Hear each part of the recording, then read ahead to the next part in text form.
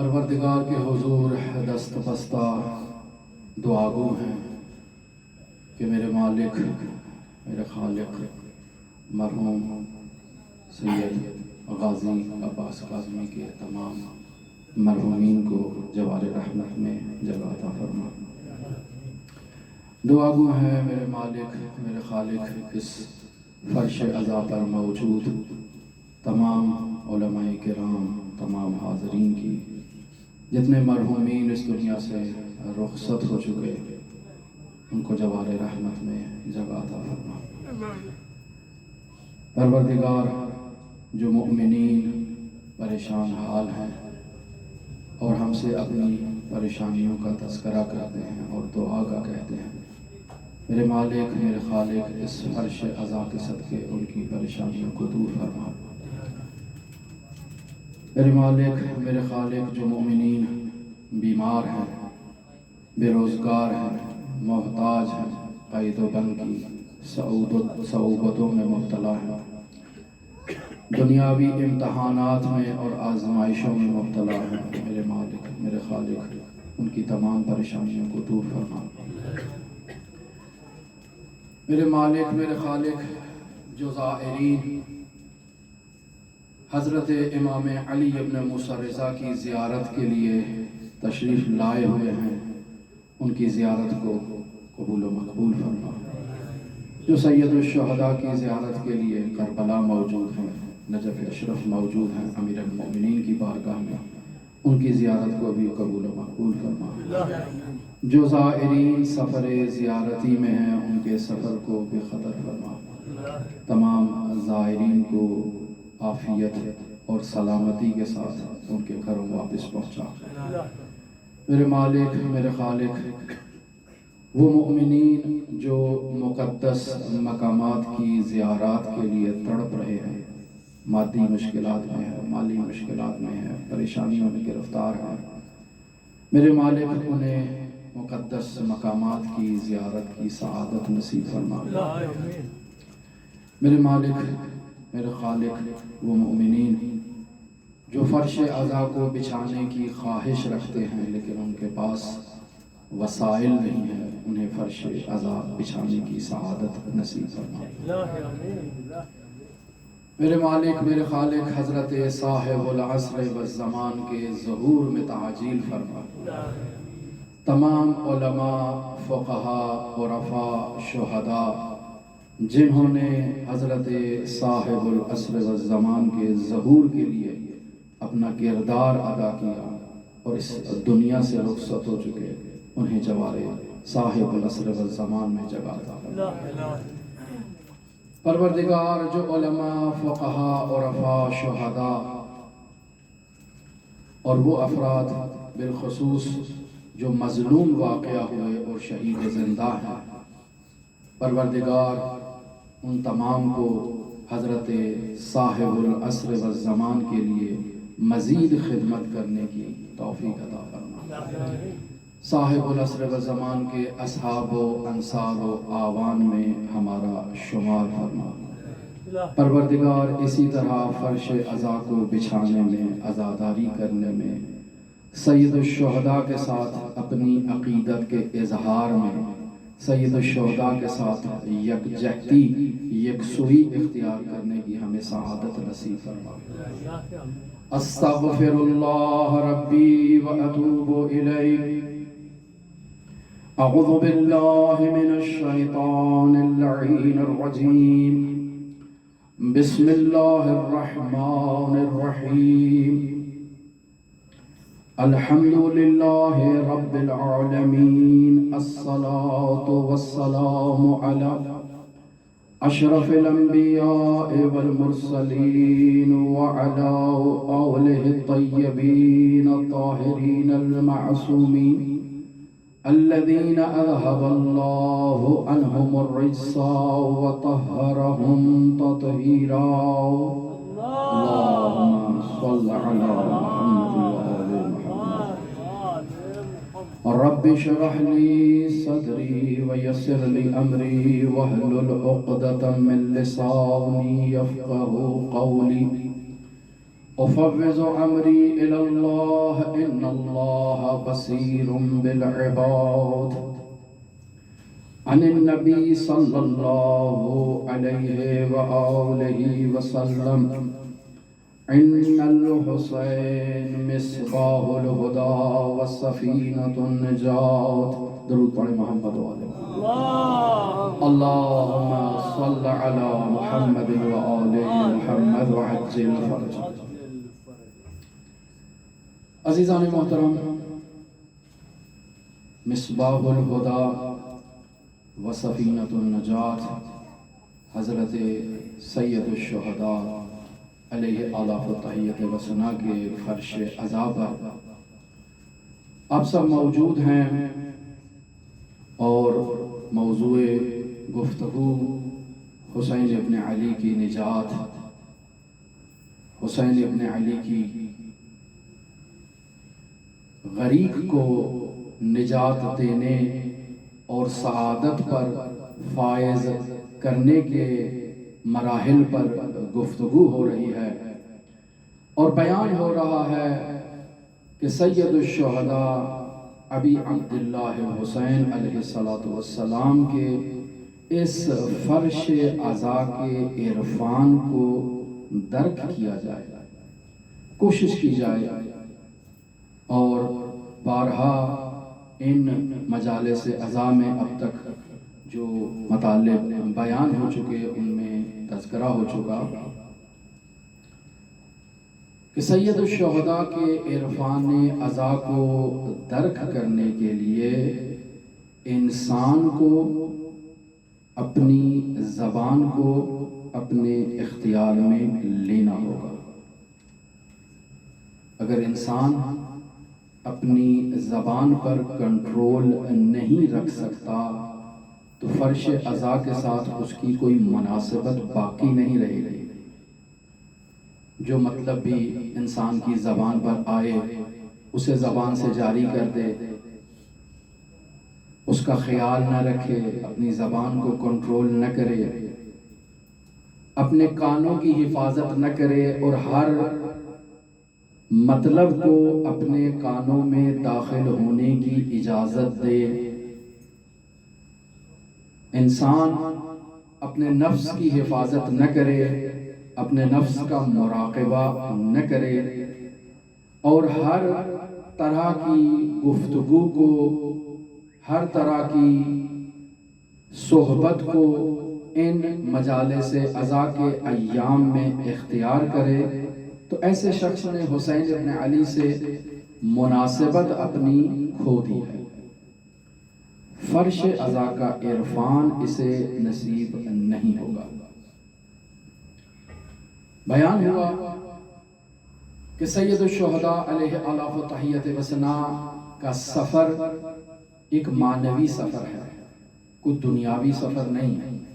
انسان ایک جگہ سے جب دوسری جگہ سفر کرتا ہے، دنیاوی اغراض و مقاصد کے حصول کے لیے سفر کرتا ہے، تو انسان کی نیت، انسان کی سوچ دنیا کا حصول ہوتا ہے، اور دنیا کے حصول کے لیے انسان مسافر نے سفر کیا ہے. یقینی بات ہے اس انسان جس کا ہدف دنیا حاصل کرنا تھا، اس نے صرف دنیا کی خاطر سفر کیا اور دنیا میں ہی غرق رہا. یہ عالم معنی سے، عالم ملکوت سے بے خبر ہے. وہ افراد کہ جس نے دنیا میں سفر کیا ہے لیکن دنیا کے لیے سفر نہیں کیا، اس کا سفر خداوند متعال تک پہنچنا ہے، سلوک اللہ، اللہ کی طرف اس نے سفر کرنا ہے. تو یقینی بات ہے اس سفر کے دوران وہ بہت سی ایسی چیزوں کا خیال رکھے گا کہ جو سلوک اللہ کے ساتھ مناسبت رکھتے ہیں. اللہ کی طرف سفر کرنا ہے، اللہ کی طرف سفر کرنے کی شرائط ہے.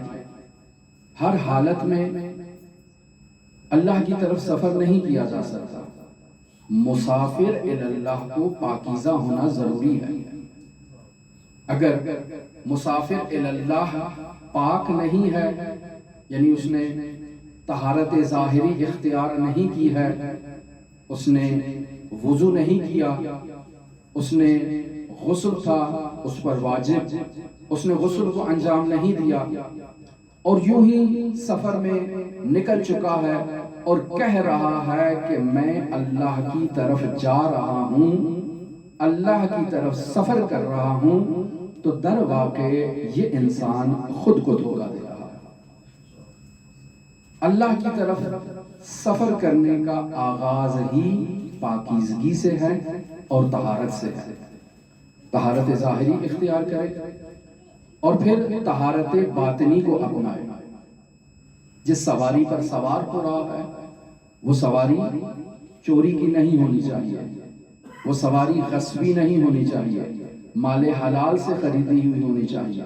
اس سواری پر اس نے سوار ہو کر اللہ کی طرف سفر کرنا ہے، لہٰذا اس کے بھی آداب ہیں، اس کی بھی شرائط ہیں۔ تو حسین ابن علی کے فرش عزا پر جو مسافر آ رہا ہے اور سلوک الی الحسین کرنا چاہتا ہے، بیان ہوا آداب مجلس عزا میں کہ اسے باوضو ہونا چاہیے، طہارت کے ساتھ ہونا چاہیے، تاکہ حسین ابن علی جو پاکیزہ ہستی ہیں، خامس آل ابا ہیں، ان کے ساتھ انسان کی ایک مناسبت تو ایجاد ہو۔ انسان اپنی زبان کو کنٹرول کرے، اپنی زبان کی حفاظت کرے، ہر جملے کو زبان پر جاری نہ کرے تاکہ فرش عزا کے ساتھ مناسبت ہو۔ یہ وہ ابتدائی چیزیں ہیں کہ جسے میں اول محرم سے لے کر آج تک 7ویں مجلس ہو گئی، ہر مجلس میں تکرار کرتا ہوں، اور اس کی وجہ یہ ہے کہ یہ بنیاد ہے۔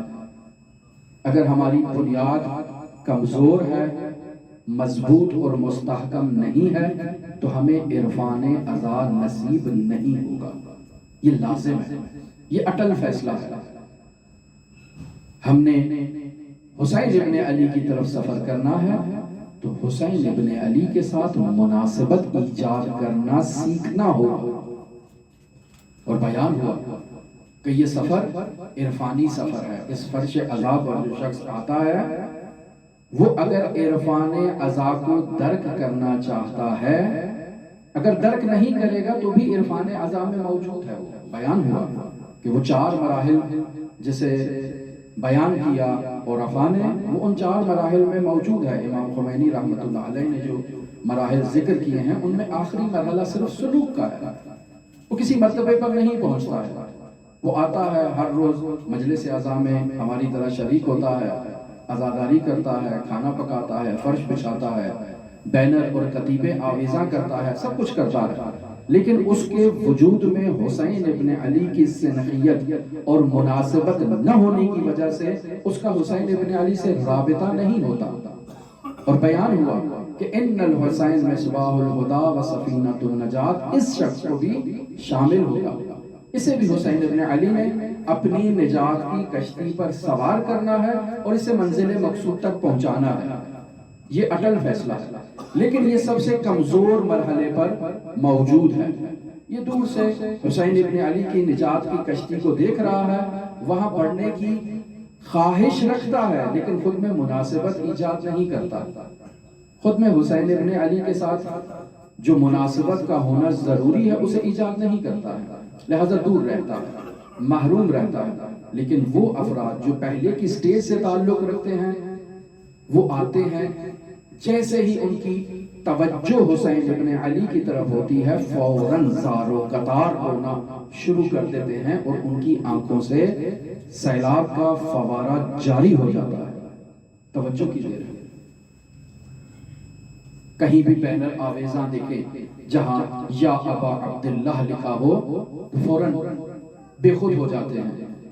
کہیں بھی کوئی شخص یا حسین کہتا ہے یہ بے خود ہو جاتے ہیں، خود سے بے خود ہو جاتے ہیں، فوراً سار و قطار رونا شروع کر دیتے ہیں۔ ان افراد کو مجذوب کہا جاتا ہے۔ یہ ہمیشہ حسین ابن علی کے جذبے میں موجود ہیں اور حسین ابن علی کے جذبے کی کشش ہمیشہ انہیں اپنی طرف کھینچ رہی ہے۔ اور دوسرے مراحل بھی بیان ہوئے کہ انسان مجذوب ہوتا ہے اور پھر حالت جذبے سے باہر نکلتا ہے اور پھر انسان سلوک الی الحسین اختیار کرتا ہے تاکہ دوبارہ جذبہ حاصل ہو. اور تیسرا وہ جس کو جذبہ نہیں ہے وہ جذبہ کرتا ہے، سلوک کرتا ہے تاکہ اسے جذبہ حاصل ہو جائے، بالآخر ہو جاتا ہے. اور چوتھے کو جذبہ نصیب نہیں ہوتا. یہ وہ مراحل ہیں جو بیان ہو چکے اور بیان ہوا کہ امام حسین ابن علی کے سفر سلوکی میں تمام شرائط موجود ہیں اور حسین ابن علی کے ساتھ جتنے افراد بھی اس سفر میں شریک تھے یا شریک ہیں آج کے دور میں، جو حسین ابن علی کے ساتھ مناسبت ایجاد کرتے ہیں، جو حسین ابن علی کے ساتھ رابطہ اختیار کرتے ہیں، وہ آج بھی حسین ابن علی کی راہ پر گامزن ہیں اور سفر کربلا میں حسین ابن علی کے ساتھ ہم سفر ہیں. فقط اپنی مناسبت کا ایجاد کرنا، خود کو تیار کرنا، خود کو حسین ابن علی کے اس مقصد میں شامل کرنے کے قابل بنانا، یہ اس بات کی دیا ہے. حسین ابن علی کے لشکر میں وہ افراد شامل ہو جاتے ہیں. لہٰذا ہماری یہ کوشش ہونی چاہیے کہ ہم جو کربلا کے میدان میں موجود نہیں تھے، آج خود کے اندر ایسی مناسبت کو ایجاد کریں کہ ہم حسینی ہو جائیں. یوں تو ہم اپنے نام کے ساتھ حسینی لکھ لیتے ہیں، لیکن نام کے ساتھ حسینی لکھنے سے انسان حسینی نہیں ہو جاتا. انسان کو حسین ابن علی کے لیے قدم اٹھانا پڑتا ہے اور انسان کو سلوک کرنا پڑتا ہے حسین ابن علی کی طرف، تب جا کر انسان حسینی ہوتا ہے. بیان ہوا الذین آمنوا وہاجروا وجاہدوا فی سبیل اللہ. حسین ابن علی کے عرفان عزا میں مسلمان موجود ہیں جو اس دور میں سید الشہداء کے اصحاب تھے، مسلمان تھے، اسلام اصغر اور اسلام اکبر کا مصداق تھے، وآمنوا اہل ایمان تھے، اسلام اصغر اور اسلام اکبر کا مصداق تھے، وہاجروا مجاہد تھے، جہاد اصغر کے میدان میں اپنے گھر سے حسین ابن علی کے مقصد کی خاطر، حسین ابن علی کے ساتھ اپنے اتحاد کو قائم رکھنے کی خاطر انہوں نے ہجرت اختیار کی، اور پھر جہاد ہجرت اکبر بھی اختیار کی، یعنی حسین ابن علی کے اعداء کے خلاف انہوں نے خود کو تیار کیا اور ان کے ساتھ قتال کیا، جہاد کیا. اور پھر جہاد اصغر بھی موجود ہے اور جہاد اکبر بھی موجود ہے وہاں پر. پس تمام وہ سلوکی مراحل جسے عرفاء اپنے عرفان میں بیان کرتے ہیں، اگر اسے حسین ابن علی کے سفر میں دیکھا جائے تو وہ تمام موجود ہیں، وہ تمام شرائط اصحاب حسین ابن علی میں موجود ہیں. اگر آج کے دور میں کوئی حسینی بننا چاہتا ہے، آج کے دور میں اگر کوئی شخص عرفان عزا کو درک کرنا چاہتا ہے تو اسلام اصغر، اسلام اکبر، ایمان اصغر، ایمان اکبر، ہجرت اصغر اور ہجرت کبریٰ، اور پھر جہاد اصغر اور جہاد اکبر. ان مراحل میں انسان کو خود کو آمادہ کرنا ہے تاکہ حسین ابن علی کے ساتھ سنقیت ایجاد ہو جائے، مناسبت ایجاد ہو جائے، یہ شخص حسینی ہو جائے، یہ شخص حسین ابن علی کے کاروان میں شامل ہونے کی صلاحیت ایجاد کر لے. یہ مطالب تکراری نہیں ہے، جتنی دفعہ بھی ان مطالب کو بیان کیا جائے، جب تک ہم ان مطالب کو اپنے وجود کے ساتھ محسوس نہیں کر لیتے، ہم انہیں تکراری سمجھیں گے، وگرنہ یہ تکراری نہیں ہے. حقیقت میں ہم نے اپنی زندگیاں اس فرش عزا میں گزار دی، لیکن اب بھی حسین ابن علی کے عرفان کو درک نہیں کر پائے ہیں، اب بھی حسین ابن علی کے جذبے کی وہ کیفیت ہمارے اندر ایجاد نہیں ہوئی ہے۔ اس کی واضح دلیل یہی ہے کہ ہمارے سلوک میں کوتاہیاں پائی جا رہی ہیں۔ جو ہم سفر کر رہے ہیں، جو ہم مسافر ہیں، جو ہم عزادار ہیں، ہم نے اپنی عزاداری کے ان مراحل میں کہیں کوتاہی کی ہے جس وجہ سے حسین ابن علی کا جذبہ ہمارے وجود میں ایجاد نہیں ہوا، جس وجہ سے ہم ابھی تک صرف نام کے حسینی ہیں، حقیقت میں حسین ہم سے کوسوں دور ہے۔ وہ ہم نے اپنے قریب کرنا ہے، اس مرحلے تک پہنچنا ہے، حسینی ہونا ہے، سلوک الی الحسین کرنا ہے۔ لہذا جتنی دفعہ بھی ان مطالب کو ہم تذکر دیں اپنے نفس کو، جب تک ان کی حقیقت کو محسوس نہیں کر لیتے ہم انہیں تکراری سمجھیں گے، وگرنہ حقیقت میں یہ ہم ان مطالب سے نہ آشنا ہیں، نہ واقف ہیں، نہیں جانتے۔ وگرنہ اہل بیت کے گھروں سے رونے کی آواز کو سن کے معلوم ہو جاتا تھا محرم کا چاند نظر آ گیا ہے۔ ان ہستیوں کی یہ کیفیت تھی، اور ہماری کیفیت یہ ہے کہ اگر ہم 6 محرم، 8 محرم، 9 محرم کی مجلس عزا سے اٹھ کے باہر نکلتے ہیں تو ایسے محسوس ہوتا ہے کہ جیسے کسی جو ہے وہ سٹیج سے واپس آئے ہیں، کہ بہت ہی کہے لگ رہے ہیں، بہت ہی مزاح ہو رہا ہے، بہت ہی خوش گپیاں اور بہت ہی گفتگو ایسی ہو رہی ہے۔ یہ بنیادی وجہ اس فرش عزا سے مانوس نہ ہونے کی دلیل ہے، جو ہم اپنے گریبان میں خود جھانک کے دیکھ سکتے ہیں۔ وگرنہ ہر وقت انسان اگر متوجہ ہو اس نقطے کی طرف تو وہ حسین ابن علی سے دوری اختیار نہیں کر سکتا۔ لہذا امام حسین کے تمام اصحاب مجذوب سالک تھے عرفانی اصطلاح میں، تمام افراد، تمام اصحاب سید الشہداء علیہ آلہ و تحیۃ والسلام، انہیں حسین ابن علی کی ایسی کشش ان کے وجود میں موجود تھی کہ وہ لمحہ بھر بھی حسین ابن علی سے جدا ہونے کا تصور نہیں کر سکتے۔ لہذا بیان ہوگا آئندہ کی مجالس عزا میں جب سید الشہداء کے ان ملکوتی اصحاب کا تذکرہ ہوگا کہ جن کے لیے چراغ بھی بجھا دیے جائیں ان کا چراغ پھر بھی روشن ہے۔ حسین ابن علی سامنے موجود ہیں، وہ مصباح خدا ہے، وہ سفینۃ النجات ہے۔ حسین ابن علی کی موجودگی میں جتنے دنیاوی چراغ بجھا دیے جائیں چراغ حسین ابن علی روشن ہے، کوئی نہیں جا سکتا۔ وہ حسینی ہے، کیسے حسین ابن علی کو ترک کر کے جا سکتے ہیں، کیسے حسین ابن علی کو چھوڑ سکتے ہیں؟ اور جو حسین ابن علی کے لیے ارادہ کرتا ہے تو حسین ابن علی خود اسے نجات عطا کرتے ہیں۔ نجات کی کشتی کا کام ہی یہی ہے۔ دور سے دیکھا ایک شخص نے آواز بلند کی یا حسین، فوراً حسین ابن علی نے اس غریق کو نجات عطا کر دی۔ والذین جاہدوا فینا لنہدینہم سبلنا۔ انسان حسینی بننے کا ارادہ تو کرے، حسین ابن علی خود اس کو اپنی طرف رہنمائی کریں گے اور خود اس کی نجات کا سامان فراہم کریں گے۔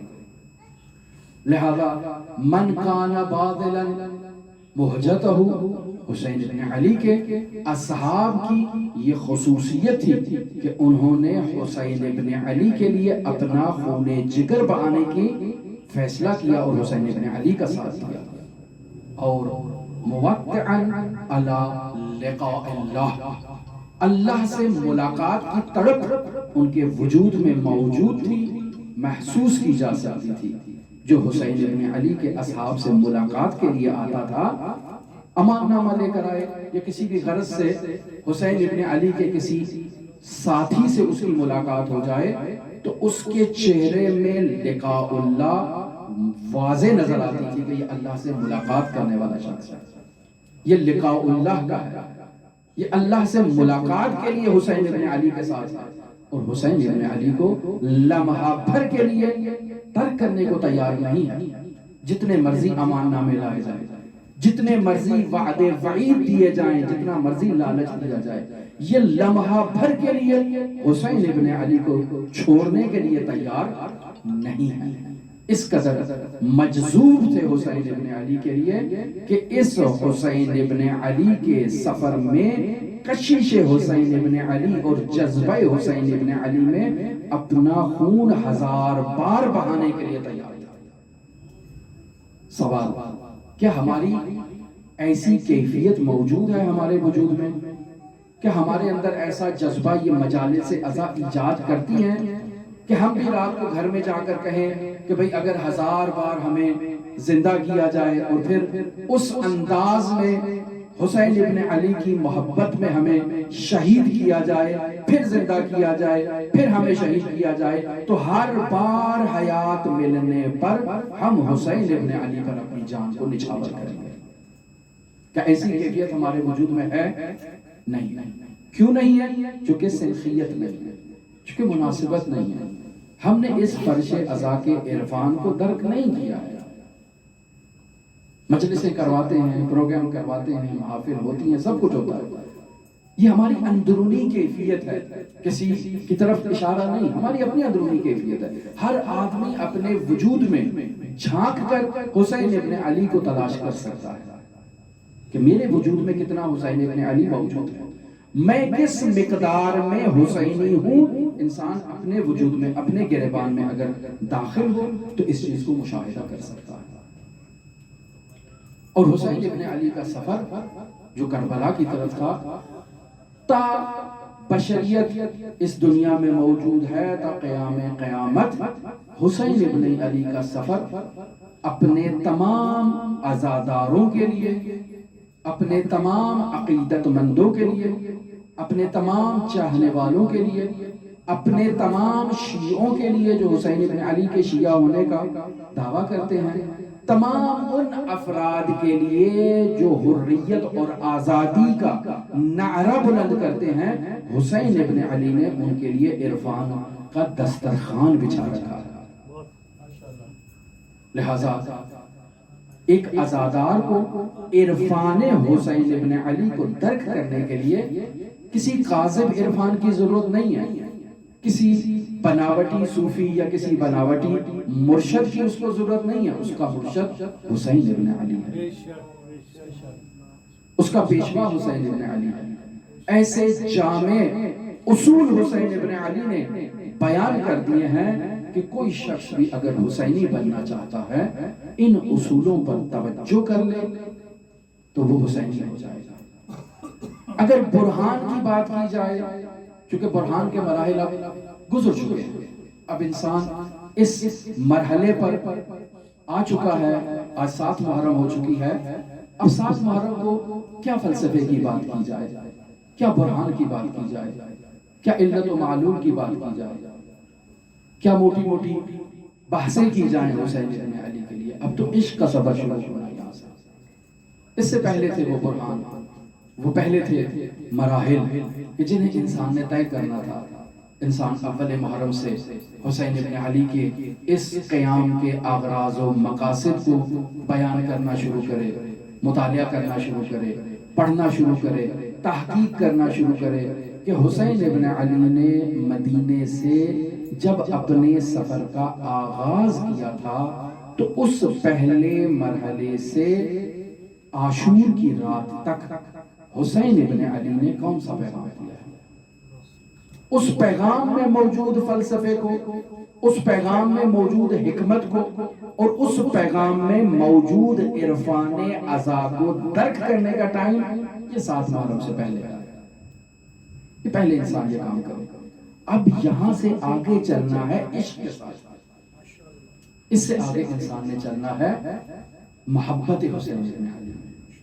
اس سے آگے انسان نے چلنا ہے خود کے اندر حسینیت کو بیدار کر کے اس کشتی نجات پر سوار ہو کر اس مصباح ہدا کو ہاتھ میں تھام کر انسان نے لقاء اللہ کے ان مراحل کو طے کرنا ہے اور اللہ تک پہنچنا ہے.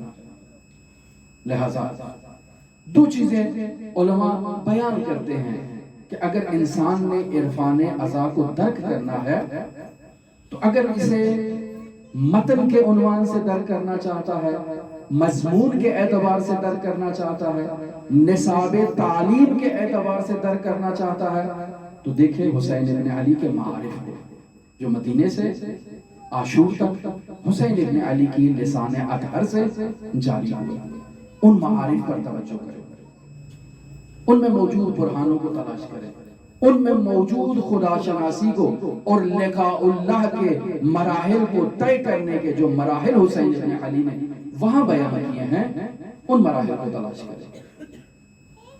اور اگر انسان عشق کی مرحلے کو دیکھنا چاہتا ہے، جو دوسرا مرحلہ ہے، جو برہانی مرحلے سے ہٹ کے ہے، جو برہانی مرحلے کے بعد اس کی عملی تجلی ہے، عملی مصداق ہے، عملی جھلک ہے، اس کو اگر انسان نے دیکھنا ہے اور عرفان عملی کو دیکھنا ہے اصطلاحی عنوان سے، چونکہ وہ تو ہو گیا سب عرفان نظری جو حسین ابن علی نے مدینے سے عاشور کی شب تک بیانات میں، خطبات میں، تقاریر میں، نصیحتوں میں، امر بالمعروف میں جو بیان کیا، وہ سب نصاب ہے عرفان نظری کا۔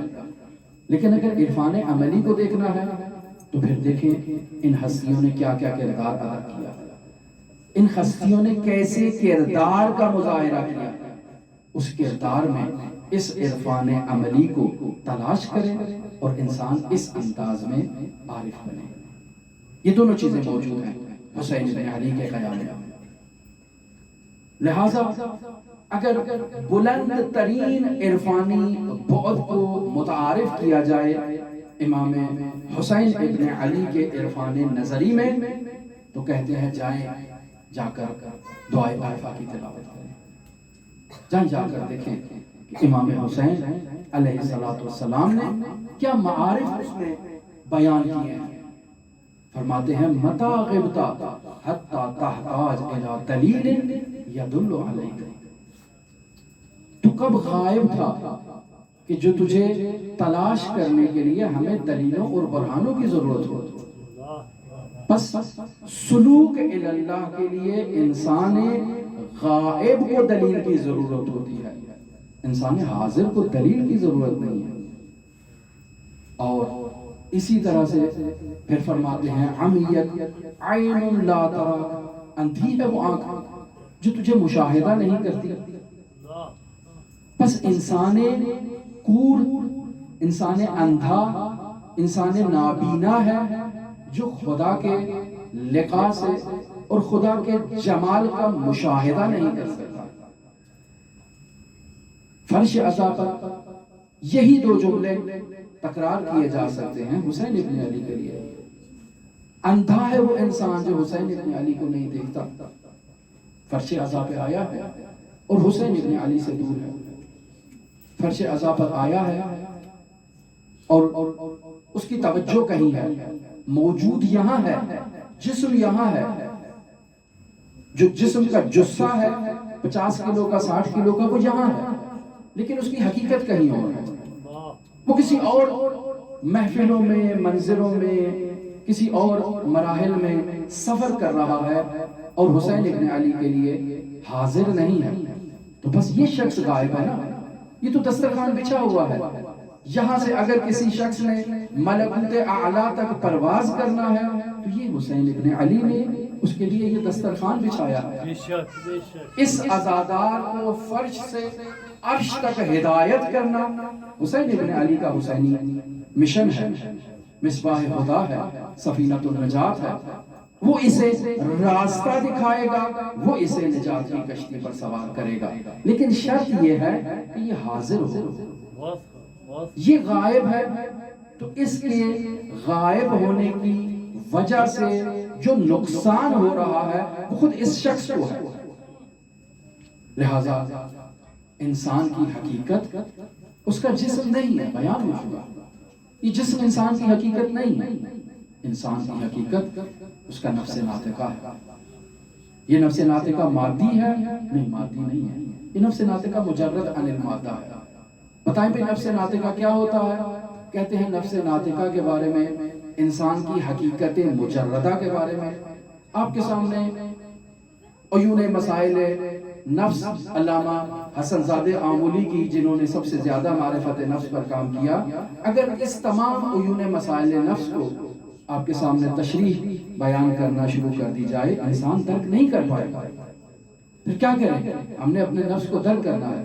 کہا رات کو جب خواب میں جا کر اپنے نفس کو مشاہدہ کرو تو سمجھ لینا انسان کا نفس بھی ایسے ہی ہے۔ انسان مادی جسم کے ساتھ اپنے بستر پر جب خراٹے مارنا شروع کرتا ہے تو پلک جھپکتے انسان کی حقیقت جو ہے وہ سید الشہداء کے حرم اطہر میں زیارت میں مصروف ہے۔ بھئی یہ بدن تو یہاں موجود تھا، یہ کہاں پہ آ گیا؟ یہ حضرت سید الشہداء کے حرم میں کیسے پہنچ گیا؟ اور پھر سید الشہداء کے حرم سے نجف اشرف کا سفر کر لیا، کاظمین کا سفر کر لیا، یہ خواب میں پلک جھپکتے کیسے سفر ہو جاتے ہیں؟ کہا یہ انسان کی حقیقت ہے، اس کی طرف متوجہ ہو۔ اگر انسان اپنی حقیقت کو سمجھنا چاہتا ہے، درک کرنا چاہتا ہے، پہچاننا چاہتا ہے تو اپنے خوابوں کی حقیقت کو پہچاننے کی کوشش کرے۔ حتیٰ اپنے خوابوں کی کیفیت سے انسان اپنی حقیقت کا اندازہ لگا سکتا ہے۔ جس کو خوابوں میں حور و غلمان نظر آئیں، اس کا مطلب ہے کہ وہ انسان اس دنیا میں اس نفس کی تربیت نہیں کر سکا، اس نفس کو آلودگی میں مبتلا کر رکھا ہے۔ اور جسے خواب میں سید الشہداء کی زیارت ہوتی ہے، وہ شخص اپنے نفس کی تربیت کر سکا ہے، اس نے اپنے نفس کو تیار کیا ہے۔ یہ کافی تفصیلی بحث ہے اس موضوع کو، چونکہ ہمارا موضوع گفتگو خواب کو بیان کرنا نہیں ہے، اس موضوع کو نہیں چھیڑ رہے، فقط انسان کے نفس ناطقہ کو پہچاننے کا ایک راستہ بتا رہے ہیں کہ انسان اپنے رؤیا کو دیکھ لے، رؤیا اور منام کی بحث کو اچھی طرح سے حل کرے اور اس میں دیکھے کہ انسان کی حقیقت مجرد عن المادہ ہے۔ بس یہ جو انسان سارا دن صبح اٹھتا ہے، وہ ہمارے پاکستان میں جو افراد مزدور طبقہ ہے وہ صبح اذان کے وقت اٹھتے ہیں، محنت کرنے کے لیے نکل جاتے ہیں اور پھر رات کو دیر تک آتے ہیں کہ اپنے گھر میں اپنے بچوں کے لیے وہ کچھ سامان فراہم کر سکیں۔ سارا دن جدوجہد ہے، سارا دن محنت ہے۔ یہ محنت کس کے لیے ہے؟ اس جسم کے لیے۔ اگر وہ اپنی حقیقت کو جان لیں تو اپنے اوقات کو تقسیم کریں، سارا وقت جسم کے لیے نہیں ہے۔ انسان کو اس عالم مادہ میں بھیجا گیا ہے تاکہ انسان ملکوت کی طرف سفر کرے، انسان ملکوتی ہو جائے، انسان روحانی ہو جائے، انسان ملکوتی ہو جائے، انسان فرشی سے عرشی ہو جائے۔ انسان کو تو اس مقصد کے لیے بھیجا گیا ہے، لیکن انسان دوسرے کاموں میں مصروف ہے۔ ہم طالب علم بھی دوسرے کاموں میں مصروف ہیں، اس کا درس ہے، پھر اس سے نکل کے اس کا درس ہے، اس کے درس سے نکل کر اس کا درس ہے، سارا دن درسوں میں ہی، پھر درسوں کے بعد مباحثے ہیں، مباحثوں کے بعد آرام ہے، یہ دوسرے زندگی کے معاملات ہیں۔ اپنے روزمرہ معاملات میں اگر انسان ان کے دو حصے تقسیم کرے، ان معاملات کو جو بھی ہم سارا دن کام کرتے ہیں، ان کاموں کو دو حصوں میں تقسیم کیا جائے، دیکھا جائے کہ ان کاموں میں جو صبح سے شام تک ہم انجام دیتے ہیں، ان میں کس حد تک مادیت ہے اور کس قدر ملکوت ہے، کس حد تک روحانیت ہے۔ اس کے لیے کسی شخص کی ضرورت نہیں ہے، کسی مرشد کی ضرورت نہیں ہے، کسی استاد اور مربی کی ضرورت نہیں ہے، فقط انسان کا اپنے گریبان میں جھانک کر دیکھنا، خود اپنا مراقبہ کرے، خود اپنا محاسبہ کرے، خود دیکھے کہ میں صبح سے جو وہ پہلا درس خارج شروع ہوا اور اس درس میں گیا شرکت کے لیے، تو میرا کس حد تک درس مادی تھا اور کس حد تک درس ملکوتی تھا۔ اگر درس مادی ہے تو میں نے اس سے مادے کو جو ہے وہ مادی زندگی کو بہتر بنانا اخذ کیا، لیکن اگر وہ میرا درس ملکوتی تھا، اس سے میں نے عالم ملکوت تک صعود کرنے کا راستہ تلاش کیا، تو اس کا مطلب ہے میں ملکوتی ہوں۔ انسان اپنے ہر فعل میں اس چیز کو تلاش کر سکتا ہے۔ ہم ایک دن درس میں گئے آیت اللہ مرتضوی کے، میں ایک بات ذکر کر دوں، آپ لوگ بہت ہی زیادہ بوریت سے باہر نکل آئیں۔ حسین ابن علی کے اللہم صلی علی اللہ اکبر یا رسول اللہ یا رسول اللہ یا علی یا علی زندہ آباد زندہ آباد مردہ آباد مردہ آباد सलावत इमाम रजा अलैहि सलाम बुलंदतर सलवात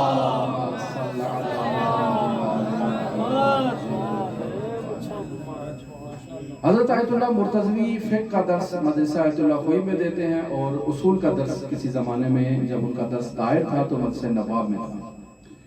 एक दिन हम उनके दर्स में गए, बहुत शदीद बर्फ़ का मौसम था और बर्फ़ पड़ रही थी।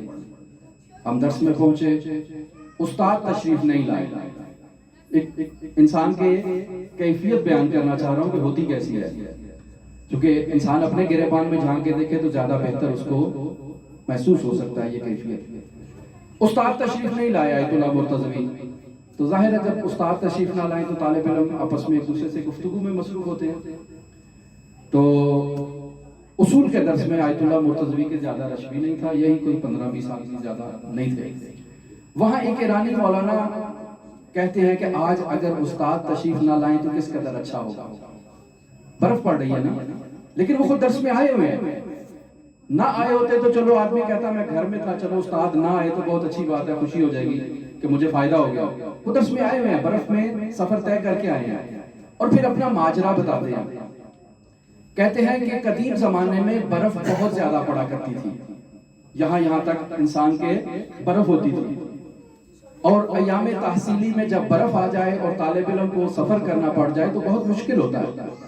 तो वो बताते हैं कि मैं उस कदीम जमाने में एक देहात में रहा करता था और वहां से मुझे दूसरे देहात में दर्स पढ़ने के लिए जाना होता था, और मैं उस शिद्दत बर्फ में जहां इंसान की कमर तक बर्फ होती है, मैं उस शिद्दत बर्फ में दर्स पढ़ने के लिए अपनी क्लास तक गया। और वहां जब मालूम हुआ कि आज दर्स की छुट्टी है और उस्ताद नहीं आया तो मुझे बहुत खुशी हुई, यानी उस कैफियत में उसे बहुत खुशी हुई। क्यों? क्योंकि ये इंसान के जिस्म की एक ऐसी कैफियत है कि वो ऐसे मराहिल में सुरूर महसूस करता है, एक शादी महसूस करता है। लेकिन अगर इंसान इसी के मलकूती बहुत को देखे और इंसान को वो मलकूत न मिले तो इंसान किस कदर हसरत खाए, किस कदर अफसोस खाए कि मैं आया और उस मलकूत को दर्क नहीं कर सका।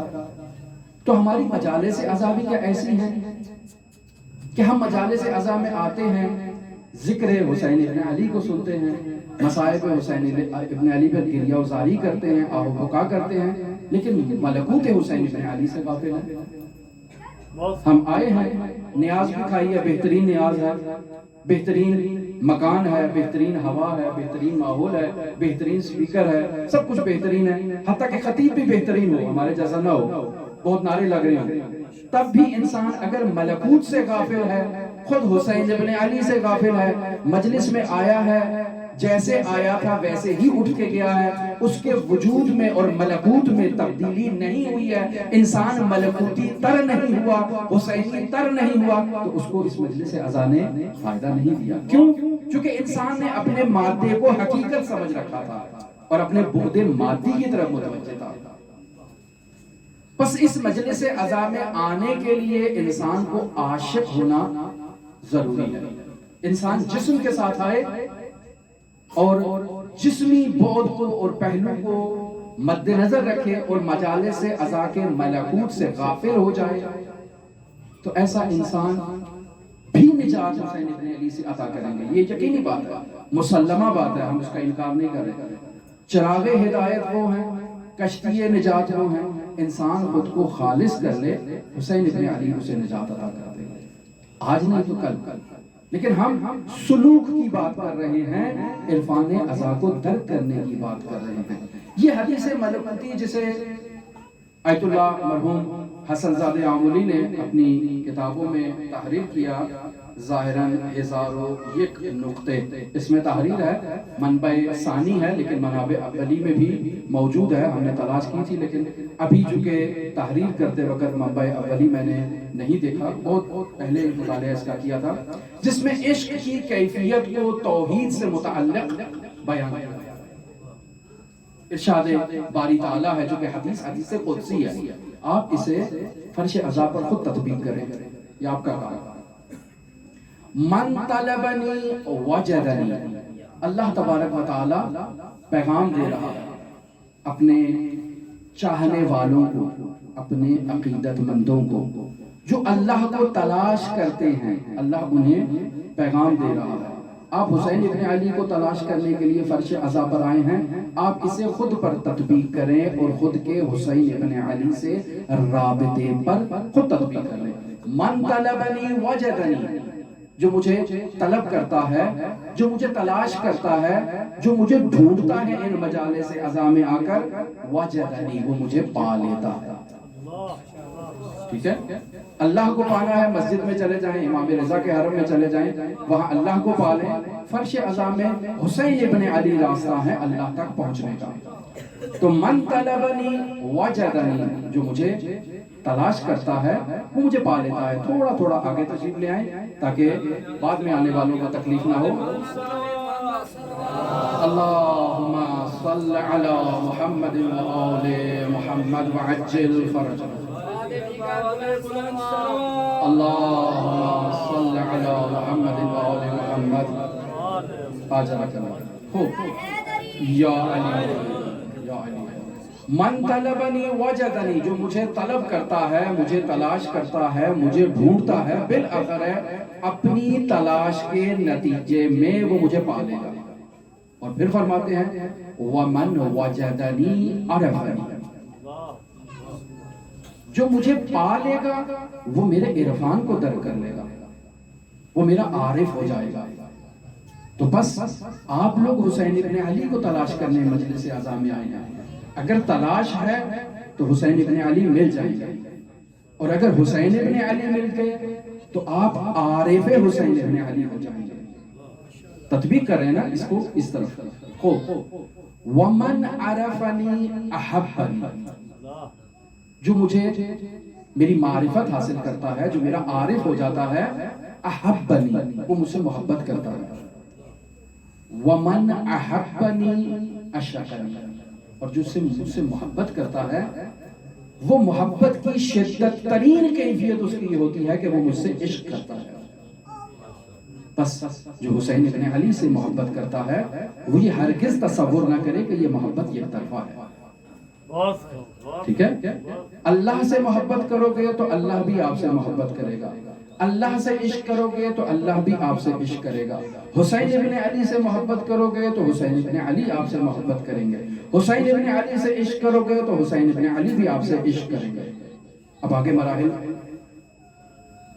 ومن عشقنی عشقتہ، جو مجھ سے عشق کرتا ہے میں بھی اس سے عشق کرتا ہوں۔ ومن عشقتہ، یہ مرحلہ سخت ہے۔ قتلتہ، اللہ کہہ رہا ہے جس سے میں عشق کرتا ہوں میں اسے قتل کر دیتا ہوں۔ حسین ابن علی سے آپ عشق کرنے کے لیے آئے ہیں تو یہ یاد رکھیں کہ اس سفر کا نتیجہ اپنے خون جگر کو حسین ابن علی پر بہانا ہے۔ ٹھیک ہے، یہ نہ کہیں کہ مجلس عزا رکھی، گھر کے اندر رکھی، چادر و چار دیواری کے اندر تھی، پھر پولیس والے باہر آ گئے، پھر پکڑ کے لے گئے، پھر جیل میں ڈال دیا اور کسی کو قتل بھی کر دیا۔ یہ اس سفر کا لازمہ ہے، سفر عشق ہے، سفر مادی نہیں ہے، اس میں مشکلات ہیں۔ جو ان مشکلات کو تحمل کرنے کی صلاحیت رکھتا ہے وہ فرش عزا بچھائے۔ لہذا ومن عشقتہ قتلتہ، جس کو میں عشق کرتا ہوں میں اسے قتل کر دیتا ہوں۔ ومن قتلتہ فعلی دیتہ، قتل کے بعد دیت کا مرحلہ آتا ہے، جسے میں قتل کر دوں اس کی دیت مجھ پہ ہے، میں اس کی دیت دوں گا۔ تو حسین ابن علی کے لیے اگر آپ نے سلوک کیا، سفر کیا، فرش عزا بچھایا اور قتل ہو گئے حسین ابن علی کے مشن میں، فعلیہ دیتہ، اس کی دیت ہے۔ پھر فرماتے ہیں ومن علیہ دیتہ، جس کی دیت میرے اوپر ہے اس کی دیت کیا ہوگی؟ انا دیتہ، میں خود اس کی دیت بن جاتا ہوں۔ بس اس حدیث کو جو حدیث قدسی ہے اگر دیکھا جائے تو اس میں کچھ مراحل بیان کیے گئے ہیں۔ ایک مرحلہ طلب کا ہے، انسان میں طلب ہونی چاہیے مراد کو پانے کے لیے، آیا وہ طلب ہمارے اندر ہے فرش عزا پر آنے کے بعد کہ ہم حسین ابن علی کو پانا چاہتے ہیں؟ ہو طلب کے بعد مراد تک پہنچ جانا. ہم اول محرم سے لے کر آج 7 محرم آ گئی مجلس عزا پر آئے ہیں، کیا ہم نے مراد کو پا لیا؟ کیا عرفان حسین ابن علی کو درک کر لیا؟ یہ دوسرا مرحلہ ہے. اور تیسرا مرحلہ معرفت کا ہے. جب مراد پا لیا اب اس کی معرفت ہو، اور پھر اس کے بعد معرفت کے بعد اب اگلا زینہ طے کریں تو حسین ابن علی سے محبت ہو. محبت ظاہری نہیں کہ ہم دعویٰ کرتے رہیں کہ ہمارے دلوں میں حسین ابن علی ہے، لیکن جب تلوار کی باری آئے تو خود حسین ابن علی کی جانب اس کا رخ ہو جائے، کیونکہ حقیقت تو معلوم نہیں ہے نا. اور اگلا مرحلہ عشق کا ہے. کیا عشق حسین ابن علی موجود ہے؟ کیا ہم عشق حسین ابن علی کے بعد شہادت کے لیے تیار ہیں؟ اور شہادت کے بعد کیا حسین ابن علی کی راہ میں فنا ہونے کے لیے، کہ جو عرفان کی اور سلوک کی آخری منزل ہے کہ جس میں فنا فی اللہ اور بقا باللہ ہوتی ہے، تو کیا ہم حسین ابن علی کے لیے فنا فی الحسین ہونے کے لیے تیار ہیں تاکہ بقا بالحسین ہمارا مقدر بن جائے، ہم حسین کے نام کے ساتھ باقی رہیں؟ یہ بہت سخت مراحل ہیں کہ جنہیں انسان نے درک کرنا ہے عرفان عزا. پس عاشق خدا میں خود کو ذوب کر دیتا ہے. وہ مشہور جملہ جسے مرحوم باقر الصدر بیان کیا کرتے تھے، ذوبوا فی الخمینی کما هو ذاب فی الاسلام. خمینی میں ذوب ہو جاؤ، پگھل جاؤ خمینی میں جیسے وہ اسلام میں پگھلا ہوا تھا. کیا ہم ایسے امام حسین کے اندر مجذوب ہو چکے ہیں؟ نہیں، وہ مرحلہ ابھی دور کا ہے. لہٰذا ان مراحل کو اب یہاں سے عشق کے سفر کو لے کر آگے چلنا. برہان بہت ہو چکے، بہت بیان ہو چکے. عشق کی منزل کو طے کرنا ہے. انشاءاللہ جب حضرت سید الشہداء کے اصحاب کا ذکر کیا جائے تو اس میں اس عشق کی کیفیت کو مشاہدہ کریں کہ وہ کون تھے ملکوتی افراد. یہ فرشی افراد نہیں تھے، یہ عرشی افراد تھے جو حسین ابن علی کے کاروان میں شامل تھے. آیا جب وہ وقت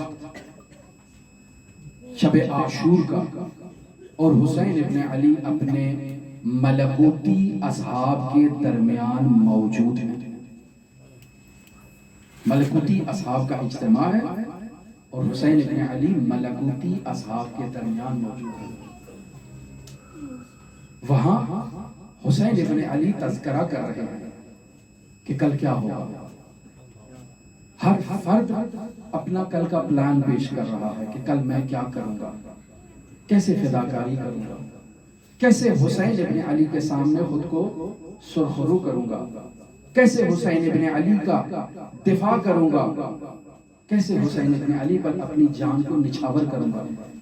اور ادھر سے امام حسین ابن علی بھی انہیں ان کے مقامات سے باخبر کر رہے ہیں، بتا رہے ہیں کہ تم لوگ جو اتنی مجاہدت کر رہے ہو، تم لوگ جو اتنی جانثاری کر رہے ہو، اپنے خون جگر کو بہانا چاہتے ہو اللہ کی راہ میں اور اللہ کے ولی کے اوپر بہانا چاہتے ہو، تم لوگوں کے کیا مقامات ہوں گے. اب یہ گفتگو ہو رہی ہے. وہاں ایک شہزادہ موجود ہے جو اس گفتگو کو سن رہا ہے، سماعت کر رہا ہے. آگے بڑھتا ہے، امام حسین ابن علی سے سوال کرتا ہے، چاچا جان کیا کل میں بھی شہید ہو جاؤں گا؟ اچھا چاچا جان کیا کل میں بھی شہید ہو جاؤں گا؟ سوال کرتے ہیں، جواب ابھی نہیں دیا. سوال کرتے ہیں کہ بتاؤ بیٹا تمہارے نزدیک موت کیا ہے؟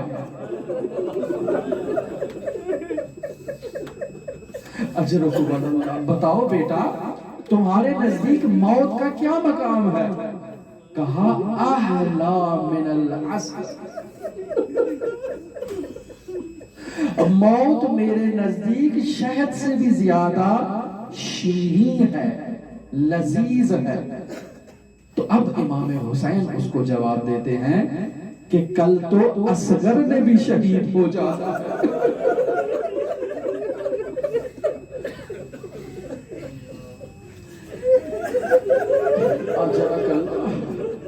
کل تو اصغر نے بھی شہید ہو جانا ہے، اب جلال آیا، چچا کیا وہ خیموں میں آ جائیں گے؟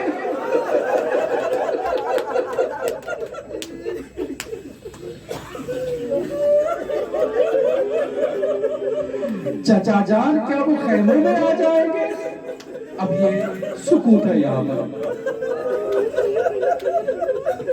اجرکم اللہ، روز عاشور ہوتا ہے، سید الشہداء نے اپنا سب کچھ قربان کر دیا اللہ کی راہ میں، سب کچھ قربان کر دیا، کچھ نہ بچا۔ اب جب تمام بنی ہاشم اس دنیا سے رخصت ہو چکے تو حسین ابن علی نے دائیں دیکھا، بائیں دیکھا، جب کوئی ناصر نظر نہ آیا تو استغاثہ بلند کیا، واہ کہ اللہ تعالیٰ ناصر، میرا کوئی ناصر نہیں رہا، میرا کوئی مددگار نہیں رہا، اہل بیت کی حفاظت کی خاطر، ان کے دفاع کی خاطر کوئی مددگار موجود نہیں ہے۔ استغاثہ جب بلند ہوا تو دو ہستیوں میں بیتابی ایجاد ہوئی۔ ایک ہستی کا ذکر کل بیان ہو چکا، شہزادہ علی اصغر، کل تذکرہ ہو چکا کہ شہزادے کی شہادت کے بعد مولا حسین ابن علی نے جب خیام کے پیچھے شہزادہ علی اصغر کو زیر خاک کیا، دفن کیا، نہیں معلوم کیسے امام حسین نے وہ تربت شہزادہ علی اصغر پر ڈالی ہوگی۔ اس کے بعد بیان کرتے ہیں امام حسین نے اللہ کی طرف اشارہ کیا کہ اب میرے پاس کچھ نہیں بچا، سب کچھ اللہ تیری راہ میں قربان کر دیا۔ اور دوسری ہستی جس نے اس استغاثہ کو سننے کے بعد خود میں بیتابی اور کا اظہار کیا، وہ امام حسن کا لخت جگر شہزادہ قاسم۔ عزیزان، میں امام حسن کی جانب سے امام حسن کے لخت جگر کا ذکر پڑھتا ہوں، آپ امام حسن کی زوجہ کی جانب سے نیابت کر کے قاسم کی مصیبت سنیں۔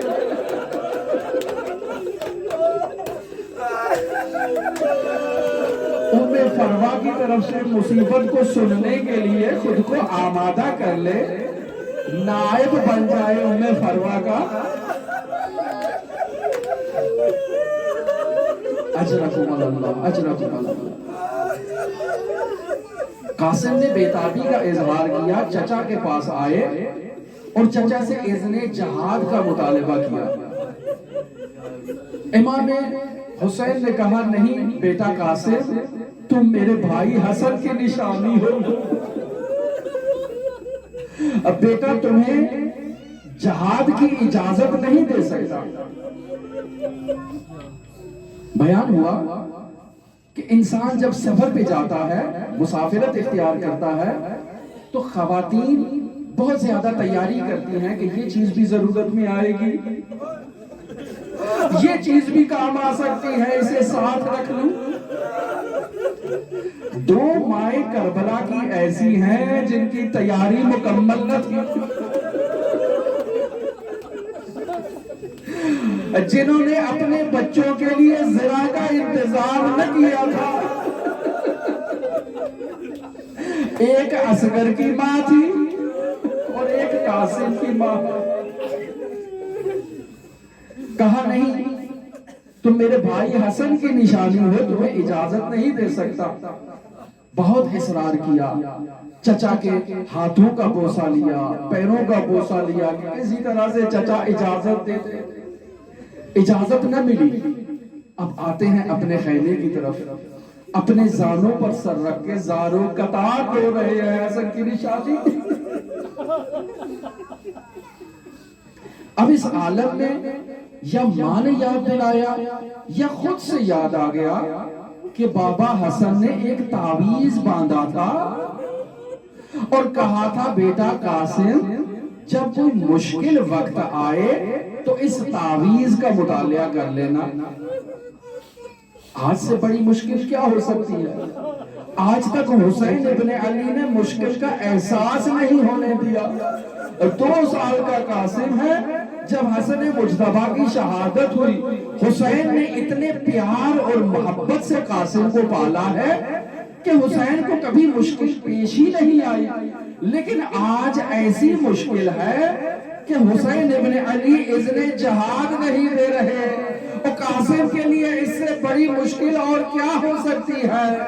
فوراً اس تعویذ کو کھولا، مطالعہ کیا، باب کی تحریر کو مطالعہ کیا جس میں لکھا تھا بیٹا قاسم جب تم کربلا میں موجود ہو اور میرا بھائی تنہا ہو تو اپنی جان کو اس پر نچھاور کر دینا. بابا کی تحریر کا مطالعہ کیا، قاسم میں خوشحالی کی لہر دور آئی. اعلیٰ من العصر والی موت حاصل ہونے کے قریب ہے. بابا کی تحریر کو چوما اور آئے چچا کے پاس کہ چچا جان میں آپ کے لیے بابا کا تحریر نامہ لایا ہوں. چچا جان دیکھے تو صحیح بابا نے کیا تحریر کیا ہے. امام حسین نے بھائی حسن کی تحریر کو چوما، مطالعہ کیا اور قاسم کے ساتھ زارو قطار رونے لگے.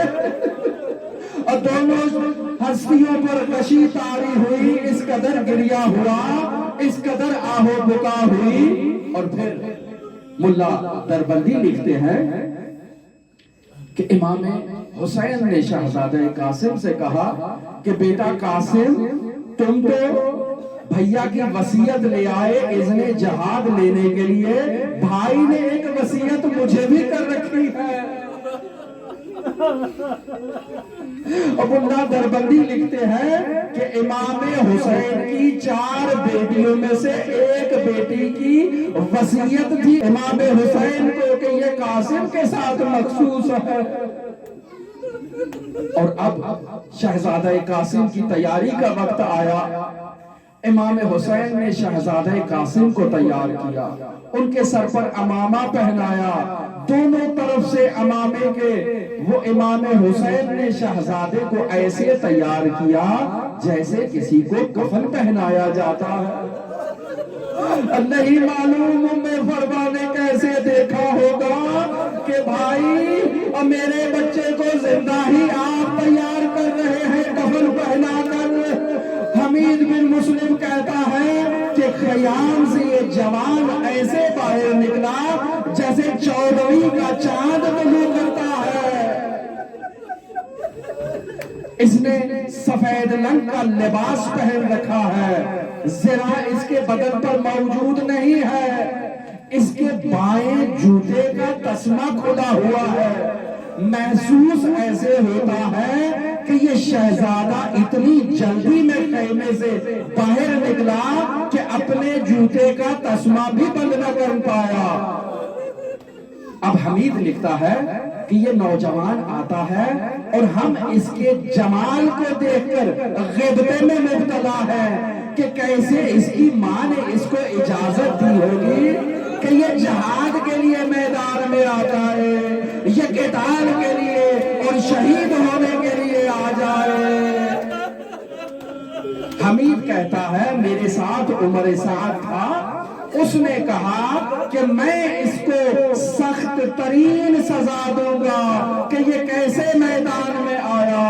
شہزادہ قاسم جس نے آج سے پہلے کبھی جنگ نہ کی تھی، میدان میں ایسی شجاعت سے ظاہر ہوئے اور رجز پڑھتے ہیں کہ جو مجھے نہیں جانتے وہ جان لو کہ میں حسن کی نشانی ہوں اور میں حسن کی نمائندگی کرنے آیا ہوں، کوئی مقابلے کے لیے نہیں آ رہا. ایسے میں ایک ارزق شامی ہے وہ میدان میں آتا ہے اور ایک ایسا جنگجو آتا ہے جو 1000 جنگجوؤں کا اکیلا مقابلہ کرنے والا تھا. قاسم نے اسے فنار کیا. یہ ارزق آتا ہے قاسم سے جنگ کرتا ہے، قاسم کے سر اطہر پر تلوار سے وار کرتا ہے، شہزادہ زین سے زمین کی طرف آتا ہے۔ ایک دوسرا شامی ہے جس کا نام سعد تحریر کیا گیا ہے، یہ قاسم کو نیزہ مارتا ہے کہ جو ان کے وجود اطہر سے تجاوز کر جاتا ہے۔ قاسم زمین پر آتے ہیں، یہ آگے بڑھتا ہے شہزادہ قاسم پر حملہ کرنے کے لیے۔ ایسے میں شہزادہ قاسم اپنے چچا کو بلاتے ہیں کہ چچا جان آپ پر میرا سلام۔ امام حسین ایک تیز عقاب کی طرح قاسم کی طرف بڑھتے ہیں، امام حسین کے وار سے اس سعد کا بازو قلم ہوتا ہے۔ جیسے ہی اس فضا میں وہ خاک بلند ہوتی ہے تو ان لوگوں کو معلوم نہیں ہوتا، ان کے گھوڑے پامال کر دیتے ہیں، شہزادہ قاسم پامال ہو جاتے ہیں۔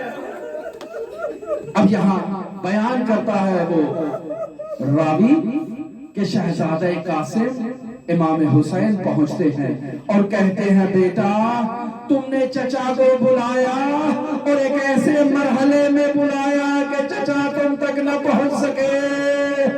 قاسم کو اٹھایا، قاسم کے سینے کو اپنے سینے سے لگایا۔